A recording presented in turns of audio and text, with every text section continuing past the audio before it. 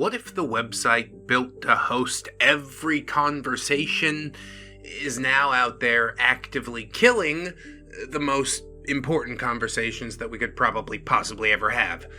And yeah, that might sound a little bit dramatic, I guess, but when you look at Reddit, the self-styled front page of the internet, it's a question that hangs really heavy in the air. This was a platform built entirely by its users. Us. Our posts, our communities, our debates, all watched over by volunteer moderators or mods. It should be a testament to open discourse. Should be.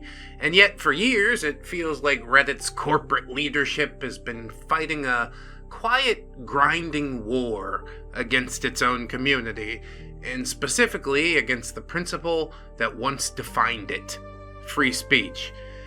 You could probably imagine early Reddit as similar to New York's Times Square. It's loud, messy, sprawling, chaotic. Somebody trying to sell you a fake Gucci watch. Can be dangerous if you go down the wrong alley, but at least, it was alive with voices. But now, picture all of that being slowly paved over, sanitized, with security guards managing who gets to speak and what topics you're allowed to speak on, all under the watchful eye of the corporation that owns the land. It's been sad to witness. We should probably cut in an Indian with a tear rolling down his eye. This is the story of that slow, brutal transformation. It's a chronicle of conflict, tracking how Reddit systematically retreated from its roots in free expression, and how they now prioritize control, corporate image, and profit over the open platform that it promised to be.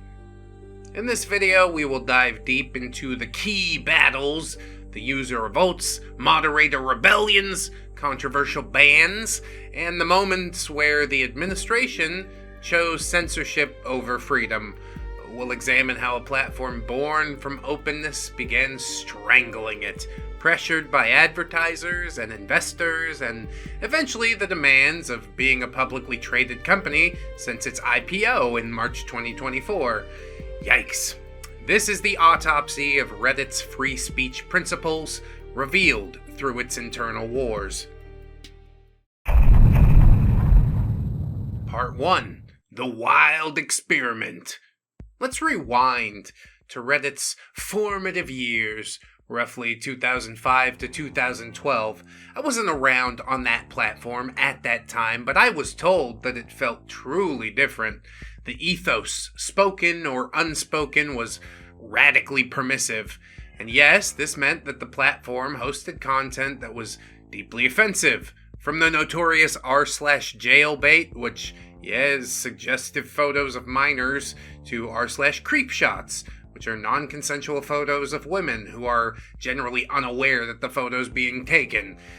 There were also forums steeped in racism and misogyny and every shade of dark, disturbing humor imaginable. But critically here, and I think it's something that a lot of people need to understand, is that the free speech principle wasn't about endorsing this content. It was about platform neutrality. For better or for worse, the admins largely stayed out of content moderation unless something was clearly illegal under US law, i.e. is going to get the website shut down. The prevailing idea, championed by many early users and even leadership figures like former general manager Eric Martin, was that free speech inherently involved tolerating speech that you hate, which is fair enough. I would say use creepshots as a quarantine zone and mercilessly mock anybody who's ever even visited there. Now that's community policing for the better. Reddit believed that downvotes, community self-moderation, and counter-speech were the appropriate tools, not just like top-down censorship. And this commitment, however flawed or naive it might be in retrospect, attracted a user base that craved unfiltered discussion and felt stifled on more curated platforms. Reddit became a unique ecosystem precisely because of this reluctance to interfere. Once upon a time, we opened up the ReddX Discord server. There were no rules. I believed that people were capable of moderating themselves. I learned that that was not true, although on a much smaller scale. So the first real conflicts arose when this internal principle in Reddit collided with external pressure, specifically from CNN this time. The shutdown of r/jailbait wasn't prompted by an internal ethical reckoning of some sort. No, a CNN investigation shining a national spotlight. Oops. This set a dangerous precedent. Media outrage could override platform principles. Essentially, this very first respond to the investigation might as well have been the final nail in the coffin of Reddit, because once you give an inch, you're gonna get taken for a mile. A little while later, there was what I will call the r/creepshots saga, involving a moderator named Violent Acres. That was back in 2012, and clearly tension was growing. Gawker's decision to dox the moderator, revealing his real-world identity, was met with significant backlash within Reddit. While yes, many people did condemn that sort of content, they also fiercely defended the principle of anonymity as vital for free expression, especially for controversial or dissenting views. The users saw Gawker's actions and Reddit's subsequent actions against related subreddits not just as targeting bad content, but as an attack on the ability to speak pseudo-anonymously without any type of fear, a cornerstone of the platform's perceived freedom. Users argued first they come for the creeps, but who's next? And this slippery slope argument became a recurring theme in Reddit's free speech battles. Like I said a little earlier, these first 2 times bending the knee might as well have been a death knell for Reddit and its free speech principles.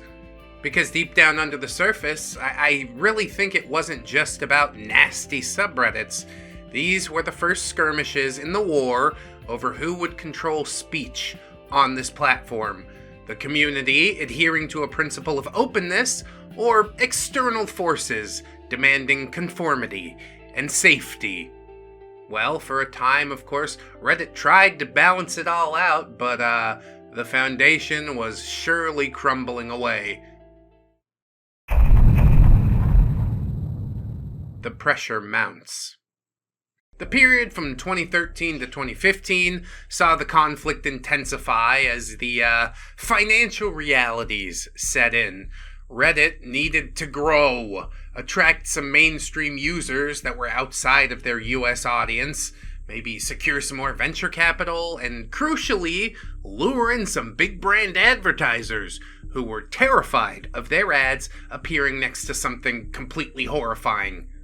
Elon experienced the same thing with the purchase of Twitter. These two things always rubbing up against each other. Do you want to say everything that you want, or do you want to pick the money?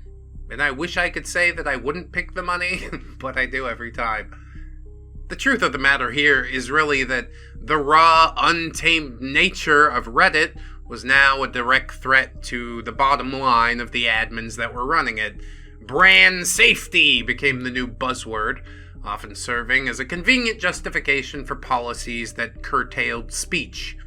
The leadership started a subtle rebranding, distancing the platform from its earlier outdated free speech absolutism. Statements emerged suggesting that Reddit was never truly about letting anything fly, a narrative shift that felt a bit revisionist to a lot of people, and insulting to users who were there precisely because of that initial promise. All of this preamble leads us to what might be the climax of the story, and that is the fappening. Puns not intended. Back in 2014, it really was the event that crystallized these changing priorities.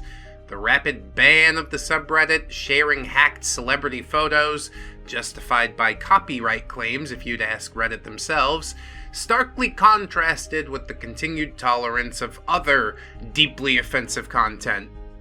If you're gonna shut one down, then you have to shut everything down. Free speech advocates immediately cried, "Hypocrisy!" Why was the privacy of Hollywood stars, backed by expensive lawyers, more protected than victims of hate speech? And the message seemed clear. Reddit's principles were negotiable, especially when powerful commercial or legal interests get involved. It wasn't about consistent rules, it was about managing risk and appeasing power. I think most businesses and corporations can understand the fine balance that goes on there, but most businesses and corporations don't start with, "Hey, we're the free speech guys," except when it gets in the way of our bottom line. And the introduction of the quarantine system in 2015 was another tactical move in this conflict. It allowed Reddit to sideline some of the more controversial communities without the PR blowback of outright banning them. Quarantine subs became invisible to casual users. They lost their ad revenue. Essentially, they were scrubbed, even from the search engine. If you wanted to look up a quarantine sub, you'd have to type it in exactly. And while this was framed as a safety measure, as most things are, free speech proponents saw it as stealth censorship, a way to neutralize disliked communities by starving them of oxygen and new members and visibility, making it harder for certain ideas to circulate, all while maintaining plausible deniability about outright banning them. And then in came a lady named Ellen Pao, and she was not gonna take no bullshit. She was only an interim CEO, her reign very short and tumultuous, but it marked the acceleration of the censorship crackdown. The implementation of a formal anti-harassment policy was used to justify the unprecedented banning of r/fatpeoplehate and several other subreddits, primarily for their content and tone, although not necessarily illegal activities in themselves. And of course, the banning of r/fatpeoplehate, which I still do vaguely recall, it was sort of like an event horizon that we just crossed. The signs were all there before, but I think that this was truly the point of no return. Reddit was no longer just removing illegal material, it was actively making value judgments about speech and deplatforming entire communities based on those judgments, which some might argue is just fine, but not when you're the free speech guys. So the backlash was ferocious, as you would expect. While it was fueled, I guess partially by misogyny and targeted harassment against Pao herself, ironically proving the need for some kind of harassment policy, a significant portion of that anger came from users who genuinely believed that this was a fundamental betrayal. They argued that even hateful or obnoxious speech should be countered, not censored. They saw the bans as the administration imposing subjective morality, paving the way for the future censorship of anything deemed offensive by whoever held power. And it has only spun even more deeply out of control since then. This conflict laid bare the irreconcilable views, one side demanding a safer, more controlled environment, and the other clinging to the ideal of a messy, but completely free and open platform. The 2015 Blackout.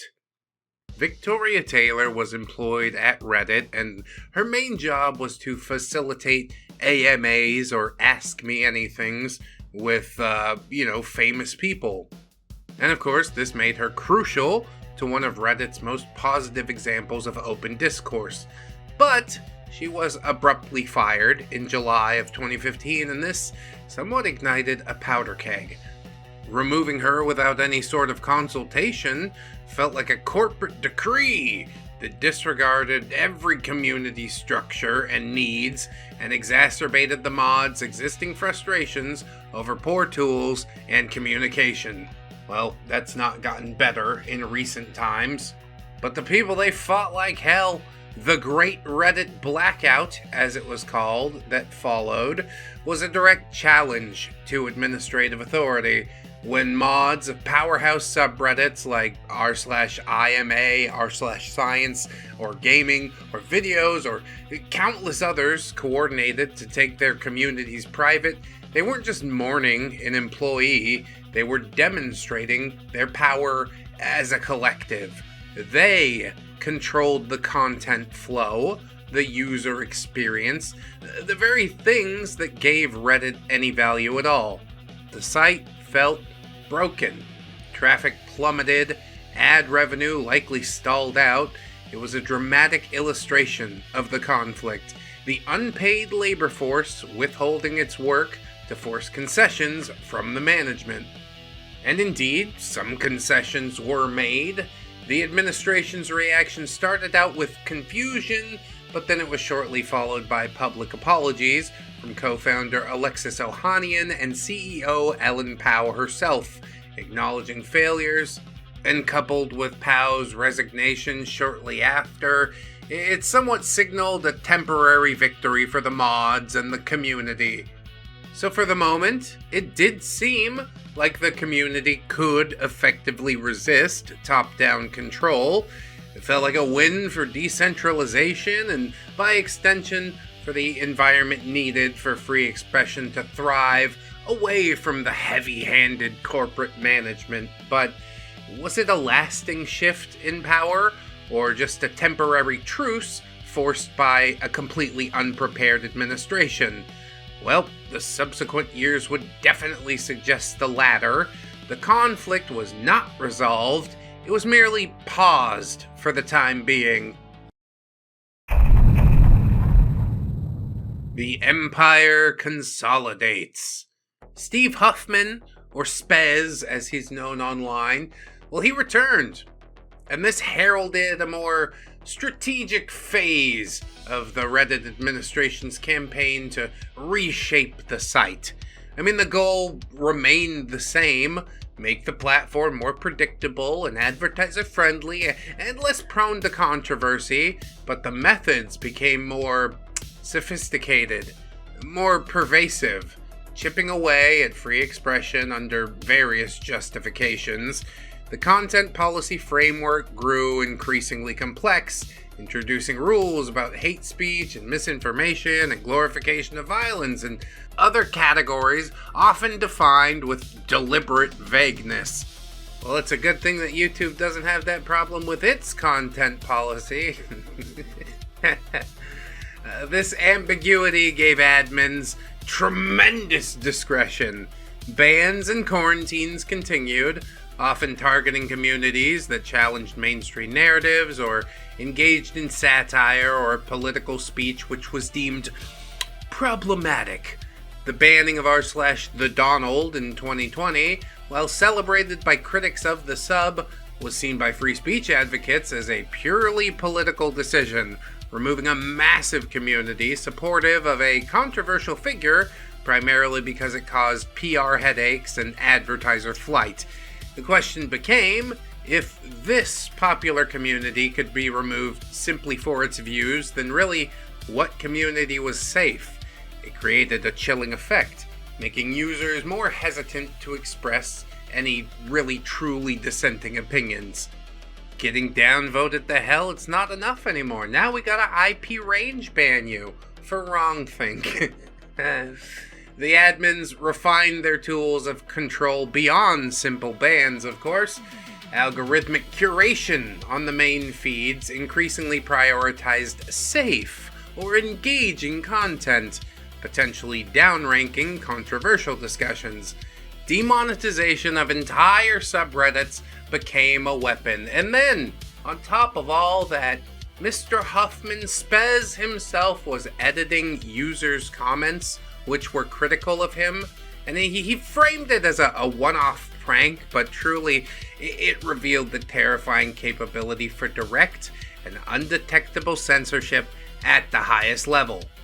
And of course, the community's detective work in exposing those edits highlighted the distrust that was brewing between the users and the admins.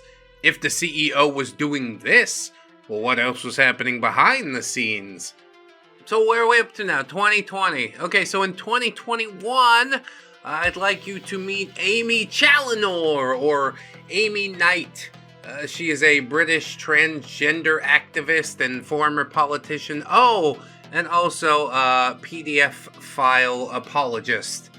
So yeah, the scummy thing she did while with Reddit doesn't compare to some of the scummiest action she's taken in her personal life, I presume.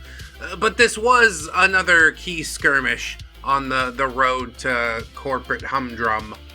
Reddit was so excited to get Amy on board that they apparently were using automated tools to instantly censor any discussions which were critical of this new administrative hire. And yeah, that showed how easily the platform's infrastructure could be turned against its own users to control narratives. I think this might also be around the time that China started gobbling up a bunch of Reddit shares, but I'm sure those two things are unrelated too. The mod's swift blackout demonstrated their continued willingness to fight back against this perceived censorship, again forcing another admin retreat. However, it also showed the administration's default instinct was now often toward suppression rather than allowing any sort of open debate, especially when the criticism was aimed internally. Because when it's internal, it hurts me, you see.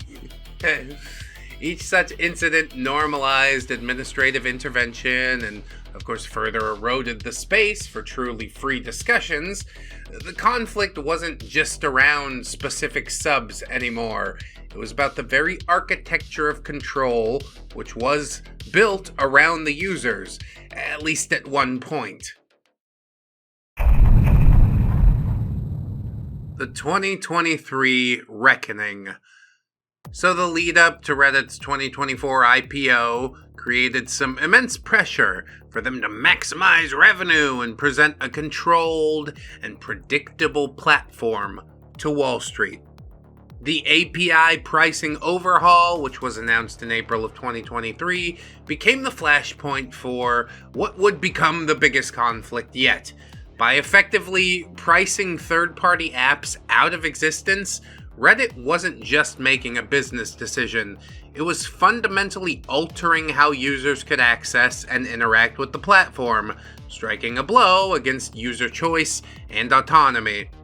Looking at the entire thing from purely a free speech angle, the implications are far-reaching and profound.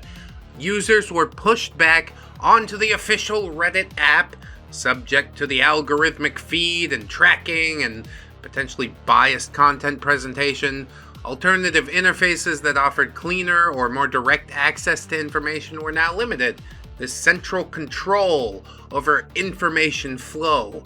I'm sure you can understand the purpose. There was also, of course, the loss of specialized mod tools, which were available through third-party apps, which made it harder for the, again, volunteer moderators to effectively combat actual spam or illegal content or coordinated manipulation campaigns. Ironically, this move, perhaps intended to create a safer environment for ads, might have made communities less safe from genuine bad actors, while simultaneously making it harder for mods to protect niche or controversial discussions from being overrun or brigaded. And of course, let's not forget those with disabilities who relied on specific features in third-party apps, and this would effectively remove their ability to participate freely at all. Overall, very bad decision. And because of this terrible decision-making, the Reddit Blackout of 2023 was really an unprecedented display of community opposition. Thousands of subreddits, representing a vast portion of the site's activity, went dark. It was a direct plea from the users and the mods to the administration. Don't break the tools that we rely on. Don't kill the ecosystem that we've come to love. But the administration's response, led by Mr. Spez Huffman, was utterly different from 2015. There was no reconciliation. Instead, there was defiance and dismissal and insulting accusations, which were being lobbed at the unpaid volunteers.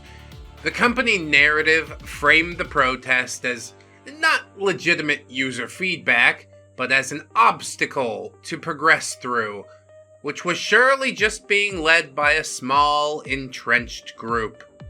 When the protests continued on, the administration then deployed its ultimate weapon, which was of course a forceful removal of moderators. Warnings were issued, and then entire mod teams who refused to reopen or comply were simply purged via the admin tools, their communities handed over to new, more compliant moderators. This was the nuclear option, of course. It demonstrated that Reddit was fully willing to destroy community leadership and disregard user sentiment entirely in order to enforce its corporate will. The conflict was not a negotiation, it was a conquest. The rebellion had been crushed. The apps, well, they all died. Reddit got its way. Yippee-ki-yay! The victory, however, solidified Reddit's image not as a community platform, but as a top-down corporation, where user dissent, no matter how widespread, would be overridden by force, if at all necessary. It sent a clear message about the priority of profit and control over community needs and free expression. The balance of power wasn't just shifted now, it felt like it had been permanently overturned. And from where I'm sitting right now, I don't think that's gonna change anytime soon. The controlled narrative. So we open this video up by asking if the website built for every conversation is now killing the most important conversations, and based on the history of conflict, the answer to me seems disturbingly clear. Yes!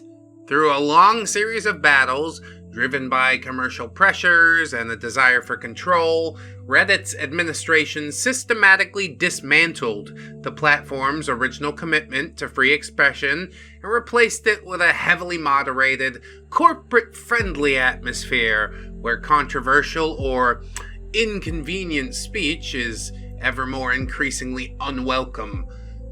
Now, as a public company, RDDT on the stock exchange since March 2024, but this means that the pressures have only likely intensified, doesn't it? Reddit now must answer to shareholders, demanding quarterly profit and stable returns. Its stock price, after an initial IPO pop, has been volatile, increasing the need to project an image of stability and safety. This translates directly into pressure for even stricter content moderation, more aggressive monetization, potentially at odds with the user experience, and of course, an even lower tolerance for the kind of controversies that could spook major investors or advertisers.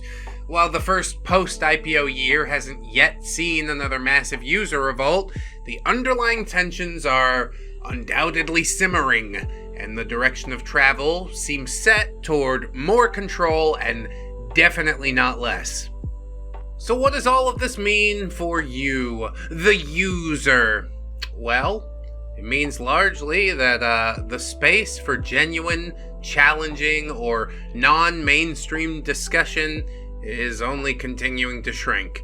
Self-censorship likely increases as users become wary of violating the opaque rules or attracting unwanted admin attention. The chilling effect is real, not just on Reddit. Basically everywhere I go online, I'm trying to be wary of my wrongthink.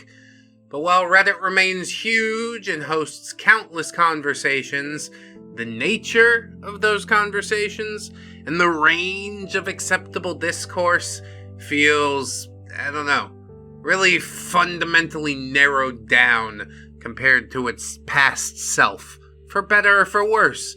Now it's less of a chaotic public square and more of a monitored campus. The proctor will come by and stick his pinky finger in your ass. I'm getting off point. The mods remain, of course, but their role is diminished now. Their autonomy curtailed. They enforce rules handed down from above, knowing that defiance could mean instant removal. The vibrant, sometimes messy ecosystem of the user-led communities feels increasingly overshadowed by the corporate structure that now contains it all. Reddit's journey serves as a stark case study in the conflict between platform capitalism and open discourse, and it highlights how platforms built on user content and free labor inevitably face pressure to control that content and labor for commercial gain, often sacrificing the very principles that made them popular in the first place. Maybe I'm playing exactly the same game here, censoring myself on YouTube's behalf for commercial gain. Maybe I shouldn't be the one pointing the finger, but the truth is I haven't quite chosen my path yet. Reddit, however, has chosen its path with its chest, and it's driven by growth and profit. Effectively, they've ended the grand experiment in large-scale free speech. It wasn't truly a resounding failure, but nor was it a grand success. As with most things in life, the truth lies somewhere in the middle. However, as platforms everywhere across the internet are tightening their grip, facing similar pressure from advertisers and the like, well, it leaves us with one final, critical, utmost important, lingering question, and that is, in an internet that is increasingly dominated by controlled corporate spaces, where do the truly open and unmanaged conversations go now? Maybe down in the comments section. That'd be neat. When words be caged, ideas die. And when ideas die, we all just noise in the void. Gubbins.